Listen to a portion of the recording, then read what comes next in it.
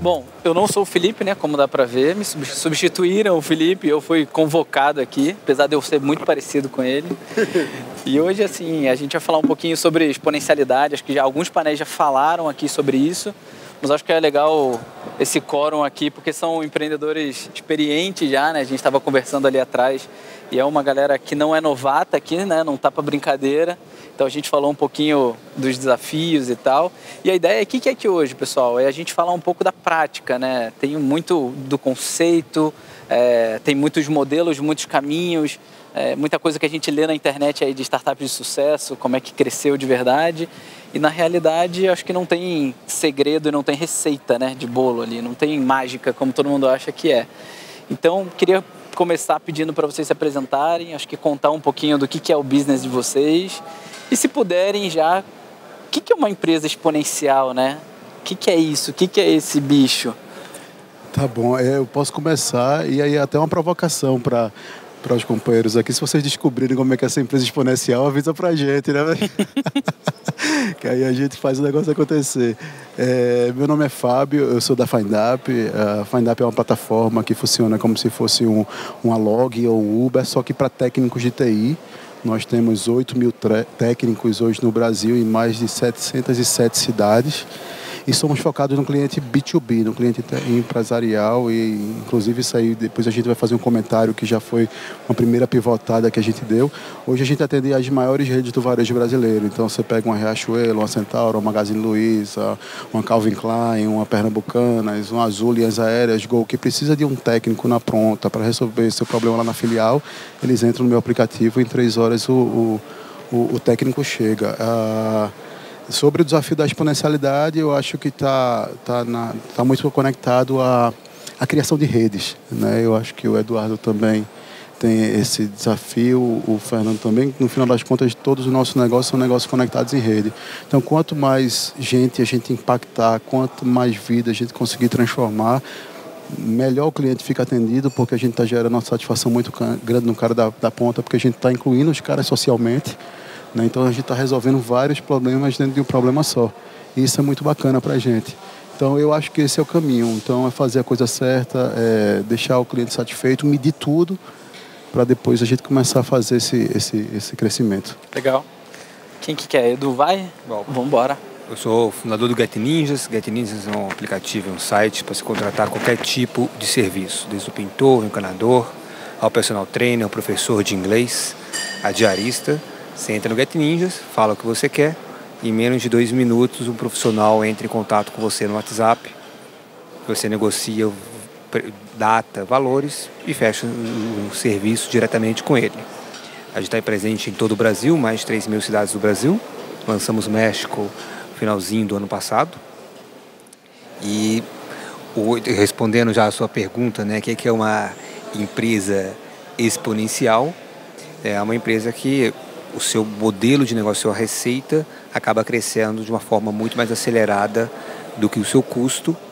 E marketplaces, que são as plataformas que a gente trabalha, são negócios que são exponenciais por definição, porque a gente não precisa investir num estoque, né? Então tem a frase famosa que o Airbnb é a maior rede de hotéis sem hotéis, né? O Uber é a maior, né, frota de carros sem ter nenhum carro. Então, o marketplace também é isso. Então, a gente consegue estar em várias... A partir do momento que a gente cria uma plataforma, começa a trazer clientes profissionais em uma determinada região, a gente consegue trazer mais clientes e mais profissionais sem estar investindo um capex, sem estar, né, colocando um tijolo, e com isso a gente consegue ter um crescimento exponencial. Legal, boa. Show de bola. Pessoal, boa tarde a todos. Meu nome é Fernando Prado, sou o fundador e CEO da ClickBus. Obrigado aí pelo convite, um prazer estar aqui. Bom, a ClickBus é uma plataforma digital líder na venda de passagens rodoviárias. E basicamente falando em empresas exponenciais, eu vou comentar alguns fatores da ClickBus que eu acho que ajuda a gente a entender que muitas dessas empresas exponenciais têm um padrão, vamos dizer, único, que elas buscam um propósito transformador massivo, né?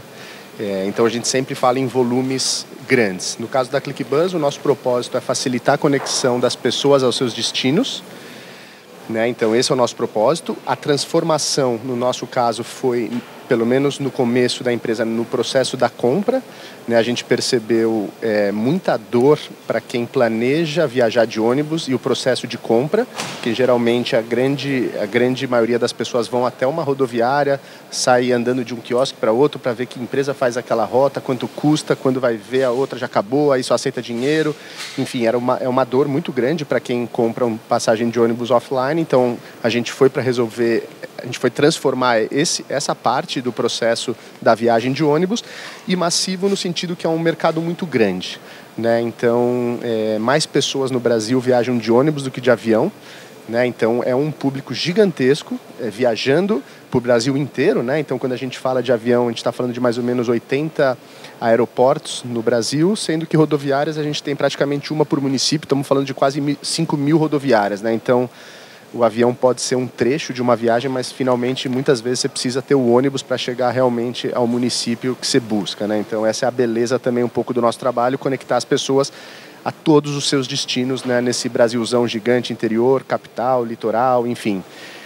Então é por aí que a gente enxerga, e obviamente com essa característica de não ter ativos, né? Então a gente não tem nenhum ônibus, enfim, realmente o nosso grande ativo são os talentos, o time, né? Que faz essa plataforma que junta de forma tecnológica as empresas de ônibus aos clientes finais e consegue escalar de forma muito rápida, né? Então, cada nova empresa que a gente traz para a plataforma são novas rotas que a gente disponibiliza para os clientes, e no outro lado a gente adquirindo clientes, trazendo clientes para a plataforma, que quando a nossa experiência diz que quando ele faz uma primeira compra online de passagem de ônibus, ele nunca mais retorna para aquele modelo antigo de ir até uma rodoviária, sofrer, e aí vai se potencializando, né, e crescendo muito rápido, muito mais rápido que o tamanho do time, que o investimento, né? Então essa é a beleza desse tipo de organização que a gente está representando aqui. Legal.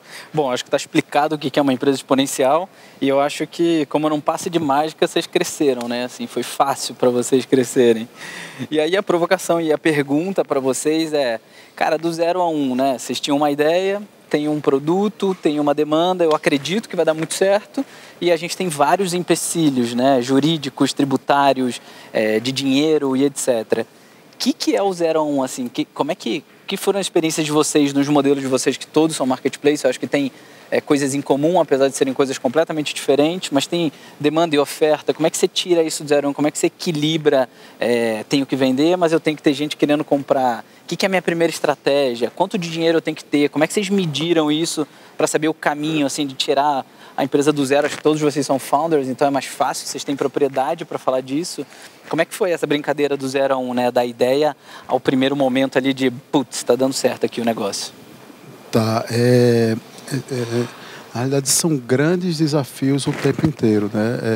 A gente tem mudanças o tempo todo. Eu acho que a gente se pergunta como empreendedor se a gente está no caminho certo, né, com muita frequência, o que é que a gente precisa fazer para mudar, o que é que a gente precisa fazer para transformar. Isso é uma coisa que se retroalimenta. Quanto maior você fica, mais as perguntas são complexas, mas ao mesmo tempo você está mais preparado para responder. No nosso caso, especificamente, nós somos uma startup de 2015, ainda é muito nova, mas a gente, quando iniciou a startup, a gente tinha um desafio de construir a rede. Isso a gente conseguiu construir, inclusive, com mais facilidade, porque a rede precisava de grana. Assim, tipo, o Brasil estava passando por um momento muito difícil, de muito desemprego. Então, quando surgiu a oportunidade onde os técnicos podiam se cadastrar e gerar uma renda adicional para eles, então isso a gente conseguiu surfar uma onda e criamos uma rede muito bacana. Pegando só pegando um gancho, acho que da prática, né, que a gente prometeu isso aqui pra galera. Como que você construiu essa rede? O que foi o caminho, assim? Você foi lá falar com o cara? Você fez anúncio? O que foi o primeiro 0 a 1 ali de dizer, olha, eu existo, você pode ganhar dinheiro comigo? Tá bom. Quando a gente construiu o modelo da FindUp, a gente teve a oportunidade de participar de alguns programas. E num desses programas a gente tirou lá em primeiro lugar e começamos a sair em Estadão, Valor Econômico, e etc, etc. E isso fez com que a nossa rede, o primeiro passo foi que essa rede nos procurasse. Então foi uma coisa orgânica. Depois disso, tem um trabalho muito grande feito pela nossa... A gente tem uma área de operações, tem uma área de sucesso do técnico, que é um dos desafios, né, que Gustavo, meu sócio, é responsável por essa área, está até aqui com a gente. E é um desafio muito grande dessa área, ficar identificando o que é que a gente pode fazer mais para poder ter melhores técnicos dentro da plataforma. Então, e depois se tornou orgânico, no nosso caso. Então, um técnico que fala para outro técnico, que fala para outro técnico. Tem cidades específicas, por exemplo, em cidades com menos de 100 mil habitantes, que tem pouco volume de chamado, você manter técnico engajado numa cidade dessa tem alguns desafios. Mas a gente já descobriu como fazer, né? Esse é um dos nossos segredos de negócio. Você não quer contar? Eu já queria que ele contasse o segredo para vocês, mas ele não quer contar. Talvez o Eduardo conte para a gente. Sim, aí lá em 2015 a gente fez a primeira pivotada do modelo de negócio, foi quando a gente iniciou com foco no B2C. Né? E aí a gente percebeu dois negócios no B2C. Primeiro, que a gente tinha que ter um caminhão de dinheiro para jogar no marketing. A gente não tinha um caminhão de dinheiro naquele momento. E segundo, que a recorrência daquele meu cliente B2C que quebrava um computador era baixa. Então, o meu CAC era altíssimo, porque eu precisava sempre estar fazendo um trabalho diferente do Edu, que tem vários tipos de serviço dentro. A gente tinha só técnico de informática. Então, quantas vezes quebra um computador na casa de alguém que você vai precisar estar chamando? E aí, mas isso foi bom para a gente, que a gente começou a estudar o modelo B2B. E aí fechamos o primeiro cliente em 2016, que foi a Calvin Klein. A Calvin Klein é cliente até hoje. Então, depois da Calvin Klein, veio a Centauro, depois veio a Riachuelo, o Pernambucano, e aí saiu crescendo. Então, esse mais ou menos foi o nosso primeira pivotada, o primeiro de 0 a 1. Legal. Né? E como o nosso mercado é muito enterprise, quanto mais a gente cresce, mais a gente é conhecido, mais clientes uns indicam para o outro, e a gente vai amadurecendo muito com esse processo de crescimento. Legal, boa. Edu, quer comentar um pouquinho lá do teu 0 a 1, como é que foi isso? Foi sofrido na época. Fácil não foi. Bom, logo no comecinho do Get Ninjas, a gente percebeu que a gente não conseguia atender esses primeiros clientes que chegavam na plataforma. Então a gente fez uma tecnologia que a gente chamava de fake back-end ou integração estagiário, que era o cliente pedia, o estagiário corria atrás do profissional nos classificados nas páginas amarelas, era físico, né? Ligava para o profissional, colocava o profissional em contato com o cliente. Então, enquanto o algoritmo estava procurando, o estagiário estava lá, olha, tem um cliente para você, você quer? Se cadastra então. Depois de ter feito esse começo manual, a gente começou a aprender a fazer marketing online de uma forma de conseguir atrair cliente profissional em diferentes velocidades, em diferentes regiões. Então a gente conseguiu começar a fazer esse estagiário de uma forma já online, fazendo anúncios para pessoas que poderiam ser profissionais. E a gente aprendeu que nosso modelo de negócio dá um retorno muito grande para esse profissional, e esse profissional, em geral, possui amigos que trabalham na mesma coisa. Então, se eu sou pintor, né, meu cunhado, meu tio também é pintor, né? Se sou professor de inglês, né, meus amigos próximos, provavelmente algum vai ser também professor de inglês. E a partir do momento que esse profissional ele tem sucesso na plataforma, ele indica aquele outro parente dele que ele não vê como concorrente, né? Que muitas vezes aprenderam juntos, foram ensinados juntos, formaram ou na vida, né, na prática, né, dependendo da profissão, ou formaram-se numa faculdade juntos. E com isso, um profissional vai atraindo outro profissional. Do lado do cliente, foi um desafio maior, porque realmente você tem uma recorrência menor, mas quando a gente começou a oferecer e ser forte em várias categorias de serviços, a gente começou a ver esse cliente voltar em diferentes categorias, e aprendemos a fazer marketing para reduzir esse custo de aquisição, né, que é o CAC desse cliente, e conseguir escalar a plataforma. Algo que a gente fez que deu muito certo foi não ter uma limitação geográfica em uma única cidade. Quando você tem uma limitação geográfica numa cidade, você tem só São Paulo, você consegue, né, em teoria, ter ali um melhor balanço, mas o custo de aquisição do usuário adicional é muito mais caro. Conseguir 100 pessoas em São Paulo é muito mais caro do que conseguir 50 em São Paulo e 50 no Rio de Janeiro, por exemplo. Quando marketing, e principalmente o online, quando você concentra muito em uma determinada região, o custo estoura. Então, uma das vantagens, né, o que a gente foi aprender muito depois, é que ao fazer esse marketing a nível nacional, a gente consegue ter um custo unitário e um custo adicional unitário muito menor. Então, e isso deu fôlego financeiro para a plataforma conseguir crescer, principalmente no começo, quando a gente não conseguia monetizar, né, a gente não conseguia uma receita tão grande, tão boa para cada novo profissional ou para cada novo cliente que entrava na plataforma. Então a gente foi aprendendo a fazer esse marketing e conseguimos melhorar, né, o econômico, né, melhorar a margem desses dois lados. Legal, boa. E aí, ClickBus, mais difícil ou mais fácil do que isso? Trabalhar com empresa de ônibus é mole. Pelo jeito mais difícil, né, pessoal? Porque eu sou o único que perdi os cabelos aqui. Depois eu vou pegar umas dicas aí, porque, enfim... A gente tá de peruca, cara. Você não percebeu. Mas, enfim, com as empresas de ônibus, sem dúvida, foi um desafio, né? Eu acho que desafios parecidos de, ao mesmo tempo, a gente trazer os clientes e ter os produtos, né, do supply.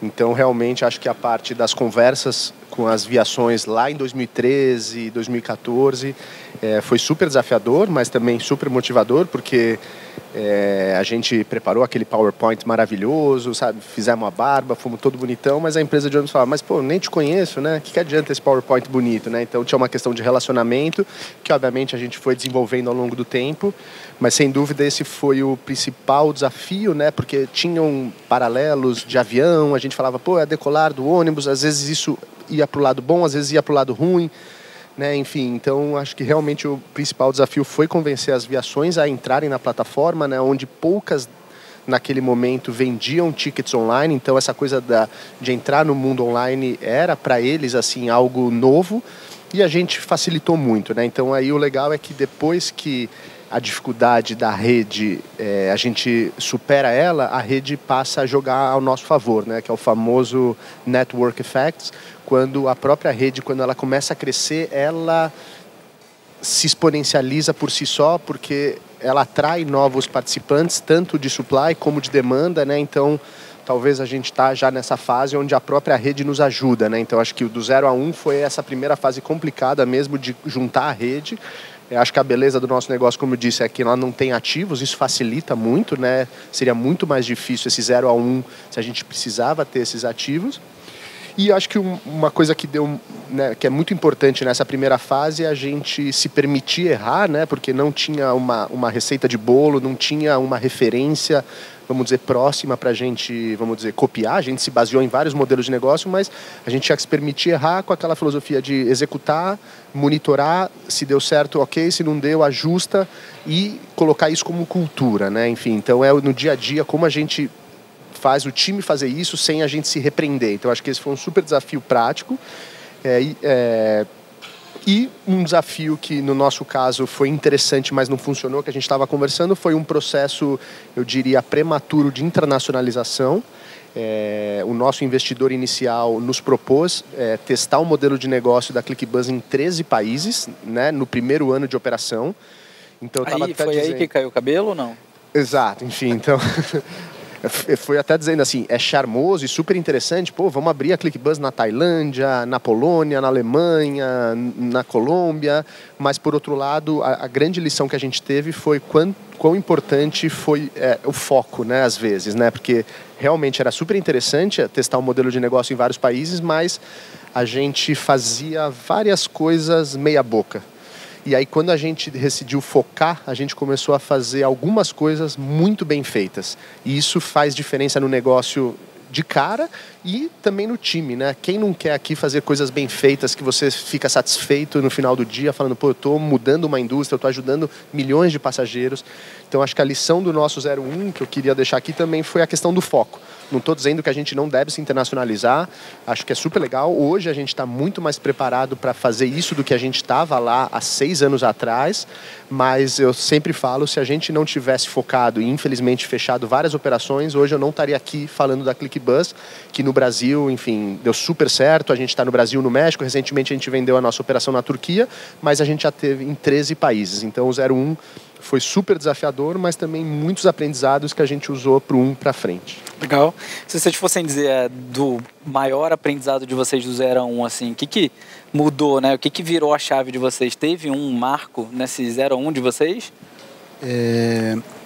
Para a gente que vende Enterprise, acho que um marco bacana para a gente é entender o funcionamento de uma máquina de vendas. Então, quando você profissionaliza a máquina de vendas e constrói uma estrutura, a gente vê o resultado começar a acontecer. Tá? Porque antigamente era uma tentativa erro e acerto pra caramba, né? Então, eu acho que isso é um grande shift que a gente dá dentro do nosso processo interno. Agora a gente está muito mais seguro de um resultado que vai começar a chegar. Tá? Mas para fazer isso a gente teve que errar um monte, teve que fazer um monte de coisa que a gente acreditava que estava certo, e uma das coisas que a gente também se permitiu, por mais que fosse difícil, é fazer esse processo e entender que ele é um processo de aprendizado. Eu acredito que tudo que a gente passa dentro da construção ela é necessária para a gente poder se tornar um empreendedor melhor. Eu comecei a empreender com 30 anos de idade. Se eu tivesse começado aos 20, eu tinha passado por muito mais coisas, né? Então, hoje eu super incentivo o cara que começar cedo, principalmente se estiver morando na casa dos pais, né? Para errar logo. Num ambiente protegido, qualquer coisa volta para casa, não vai ter que se preocupar com conta de energia, nem com feira, nem escola das crianças, né? Então eu acho que é isso. Mas uma grande coisa para o meu modelo, que é o modelo Enterprise, é entender que uma máquina de vendas bem construída e bem formatada pode já levar o negócio para um outro patamar. Legal, boa. Edu, teve algum grande aprendizado lá, o marco do teu momento 0 a 1? Bom, em 2011, né, éramos poucos ninjas na companhia, né, a maioria engenheiros. Engenheiro da computação, né, que é engenheiro de mentirinha, mas ainda tem lá, tem o direito de tirar o CREA, né, eu nunca ter tirado, mas é engenheiro. E a gente, né, eu tinha 26 anos, tinha captado, engenheiro, né, aquela arrogância de sei tudo. E a gente construiu a plataforma e uma das premissas era que o profissional ele precisava dar um orçamento online sem visitar o local, né, porque isso era super conveniente para o cliente que queria comparar preços tudo de forma online sem nenhuma visita técnica, né. Então, a gente precisou fazer uma reforma no nosso escritório. Basicamente, a gente ia fazer uma sala de reunião, então fechar ali um espaçozinho com drywall, que na época eu nem sabia o que era drywall, né? Mas tinha que colocar lá aquelas paredes ocas, né?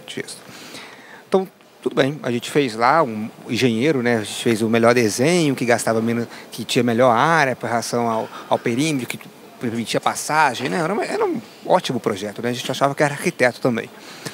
E o profissional falou que ele não ia poder dar o preço online. A gente insistiu, cara, tá sacanagem, né?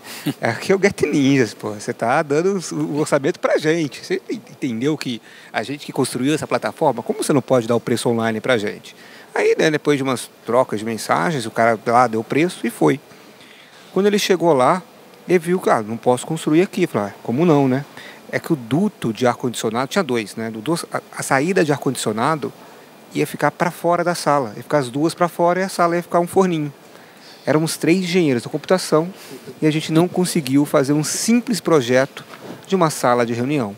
Aí nessa hora a gente viu que a visita técnica era necessária, não era à toa que esses profissionais estavam trabalhando com construção civil há 10, 20 anos, e antes os pais deles, vô deles, etc., já estavam trabalhando dessa forma, e que a gente teria resolvido esse problema se a gente simplesmente tivesse a humildade de ter conversado com um profissional, entendido como ele trabalhava e feito uma plataforma que ajudasse ele a trabalhar melhor, né? A disrupção, que é uma palavra muito na moda, ela é feita para facilitar a vida do seu cliente, do seu profissional, não para dificultar, e não deve ser algo simplesmente tirado da sua cabeça sem, né, algum entendimento e alguma conversa com as pessoas envolvidas.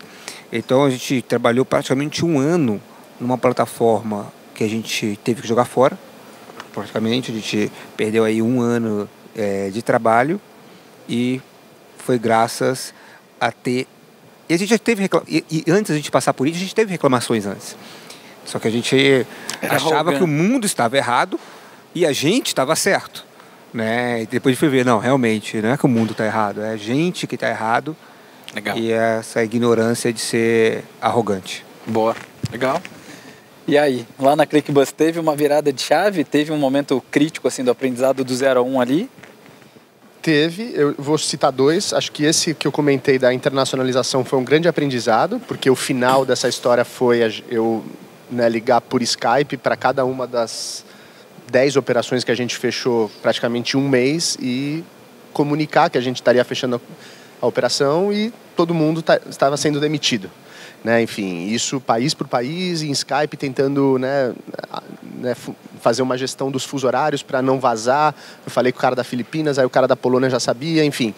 Então esse foi um super desafio. E a galera do Brasil, que tinha um time grande prestando serviço para todos os países, como os países fecharam, aquele famoso dia D, aquela sexta-feira triste que você tem que reunir várias pessoas e comunicando uma a uma que, enfim, a gente estava...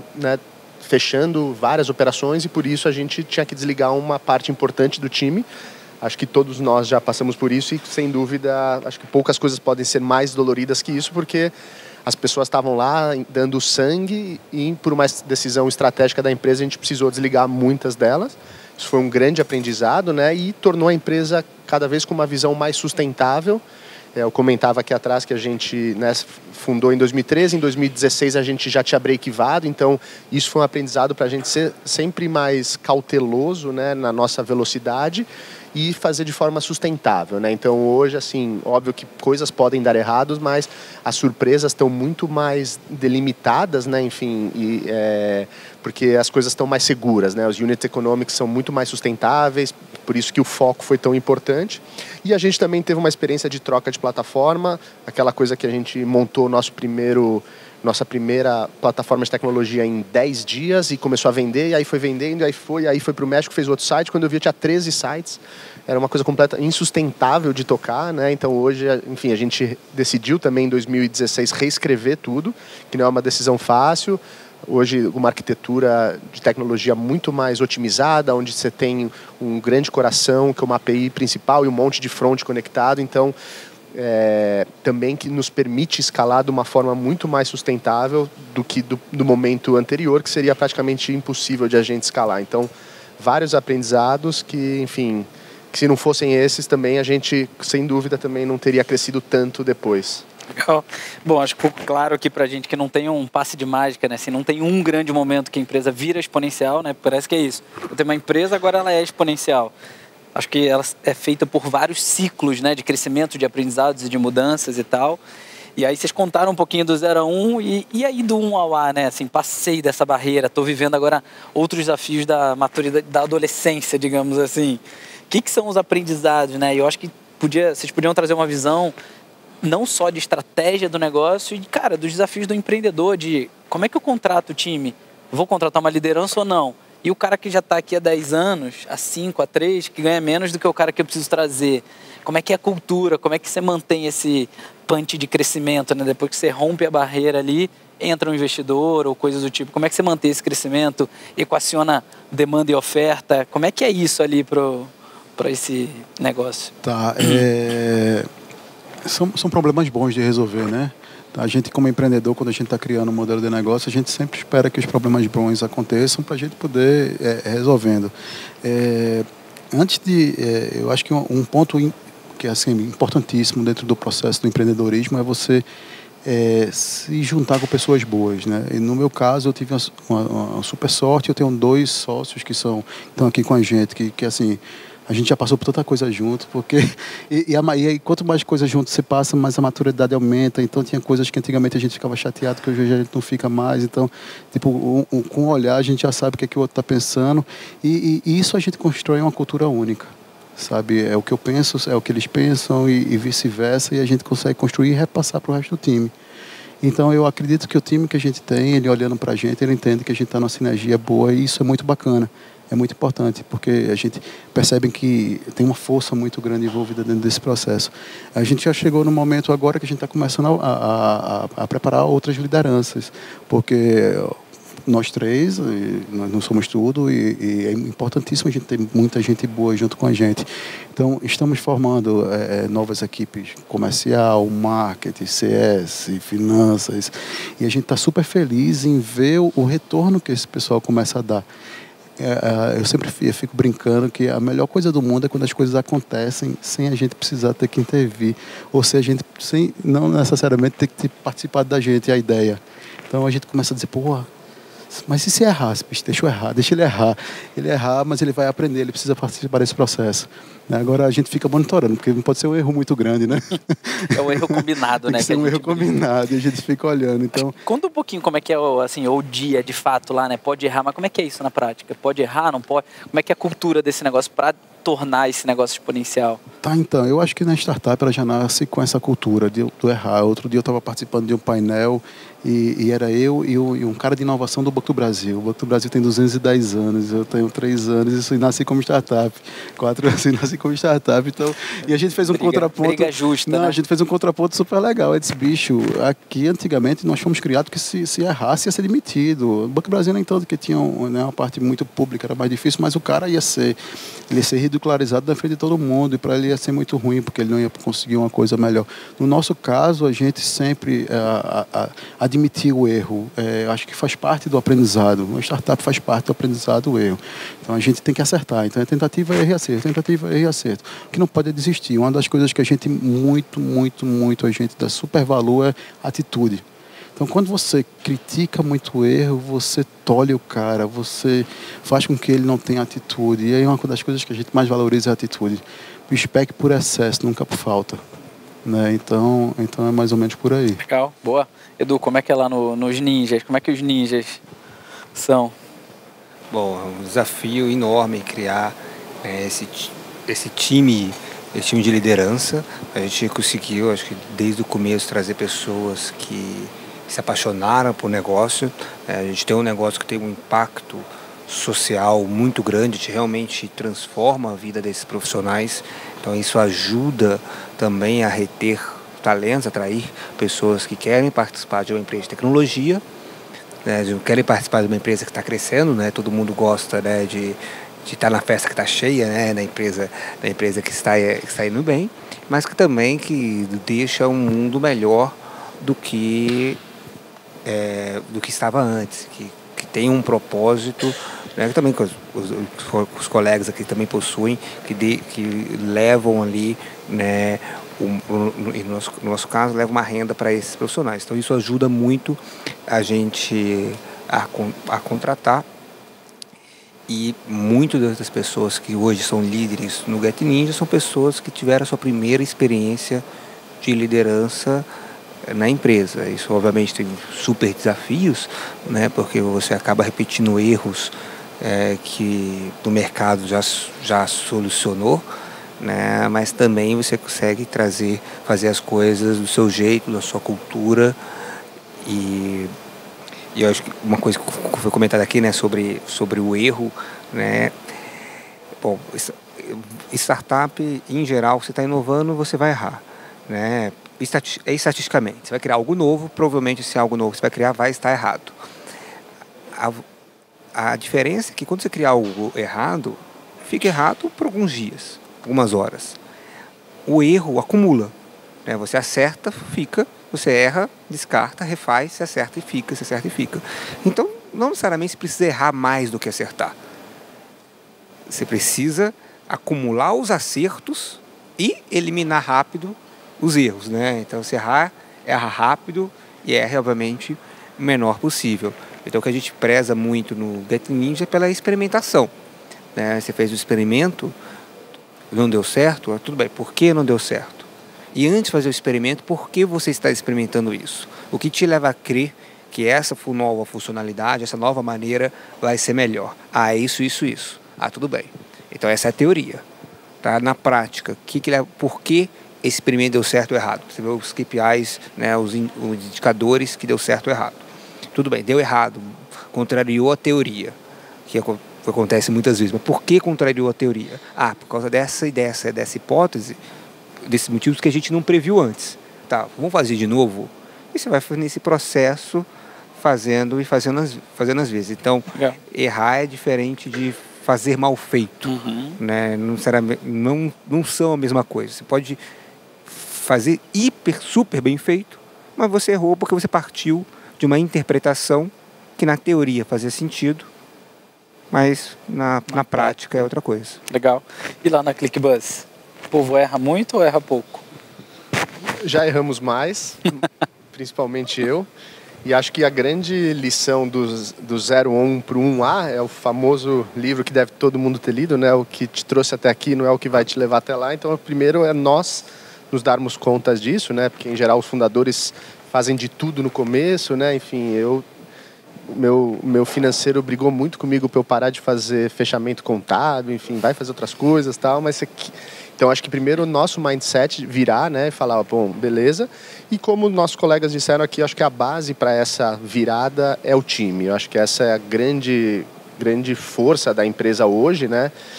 Ter um time de lideranças onde as pessoas têm autonomia, né? Porque esse perfil de pessoas também buscam autonomia, querem executar as coisas, com esse clima que é fácil falar, mas não é fácil na prática. Como que você faz errar, né? Enfim, então, acho que uma forma é, realmente a gente tem monitores em todas as paredes da empresa, então monitorando exatamente os KPIs, então isso é uma forma prática de você entender o que está acontecendo. Se ficar vermelhinho lá, em alguns casos até, né, soa um alarme, então são formas de você ver o erro ou um acerto e celebrar ou, enfim, conversar sobre, né?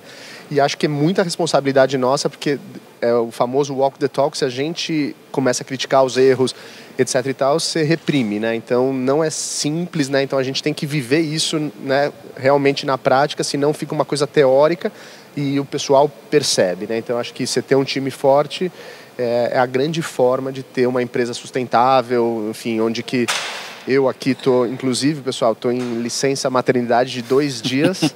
No meu primeiro filho eu nem tive, então é uma evolução. O pessoal está tocando lá a empresa, está tudo acontecendo e eu estou cuidando lá do meu filho. Então isso é uma conquista de realmente uma empresa sustentável, onde o time toca, tem autonomia e competência para continuar a empresa, né, para sempre, né? Então, sem dúvida, o time é o essencial nessa fase do 1 para o céu. Como essas boas limite, empresas, né? Aí. É isso legal. Aí. Pessoal, a gente está quase aqui no fim. Acho que foi legal o papo, assim, para entender. Acho que a gente ficou muito claro aqui com as perguntas e com as respostas que, de novo, não tem passe de mágicas, né? Assim, não tem uma bala de prata que vocês acertaram uma coisa e deu super certo e virou exponencial. Acho que são vários aprendizados e essa brincadeira que a gente fala de startup, que é a beleza da startup, que é, cara, dá para errar muito rápido, você aprende muito rápido, você faz o que você quiser, né? Entre aspas. Diferente do Banco do Brasil, se tiver alguém do Banco do Brasil me perdoe, mas essa beleza de ter agilidade, autonomia e saber errar e testar e validar as hipóteses, acho que é beleza. E aí eu acho que eu queria encerrar para a gente abrir para perguntando assim, lá na Orgânica, a Orgânica é uma aceleradora de negócios, a gente fala muito de vulnerabilidade e de coragem, né? O empreendedor, cara, tem que ter coragem, senão você vai parar no dia 2. Quando que você teve mais medo lá no negócio, né? Qual foi a hora que você falou, cara, vou desistir, isso aqui não é nem exponencial, nem startup, nem velha economia, né? Então, o que é isso aqui? Vou desistir. Qual momento você teve mais medo e como é que você tratou isso? Tá. Eu me lembro de uma passagem de um livro, das invasões napoleônicas, que quando ele invadia um novo espaço, ele mandava afundar os navios. Porque o cara não tinha opção de voltar. Então o cara tinha que fazer aquele negócio dar certo. E na minha vida eu sempre tive o plano A. E o plano A é esse. Eu nunca busquei plano B, C e D.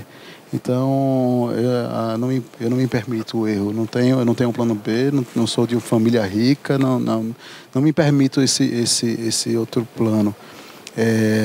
Dizer que a gente não fraqueja é impossível, mas eu digo que o empreendedor ele pode ter depressão, mas só pode durar um dia. Tem que dormir, tem que acordar novo, porque tem um monte de outras coisas para fazer. A licença paternidade durou 24 horas, né? Então, não, mas ele não parou de pensar no negócio, eu tenho certeza. Então, e também, né, isso são coisas que você não precisa estar fisicamente para estar pensando no negócio. A gente trabalha da hora que abre o olho até a hora que fecha o olho, né? E às vezes sonha com o negócio. Então, não tem... Toma decisão dormindo. Toma decisão dormindo. Eu já acordei de madrugada porque tive uma ideia, já mandei mensagem para a galera de madrugada, então é por aí. Então, acho que um medo, ele é uma coisa que está sempre acompanhando o empreendedor. Você tem que administrar para o medo não lhe controlar. Né? Então, você tem que aprender a controlar ele. E na maturidade, nos problemas que você vai passando no dia a dia, você vai ganhando carcaças. Né? E vai ficando feito uma cobra lá, cheia de novas peles. E essas novas peles vão dando uma blindagem maior para você passar para a próxima fase. Legal. Edu? Bom, quando tive algum medo, né? Quando estava acabando o dinheiro. Né? Durante 3 vezes da nossa história, a gente ficou num ponto que a gente fazendo a projeção, né? O caixa ia durar alguns meses. Nessas 3 vezes a gente conseguiu achar maneiras que a gente conseguiu crescer muito mais rápido do que a gente esperava. E nessa hora começa a vir um filme na sua cabeça, porque você acredita muito naquele negócio, você acredita muito naquele time, você sabe ali que em 9 meses você... Opa! Olha só! Agora acho que exponencializou o evento, né? Ok. Bem, agora não dá pra continuar não, né? Agora acho que acabou. Acabou no meio.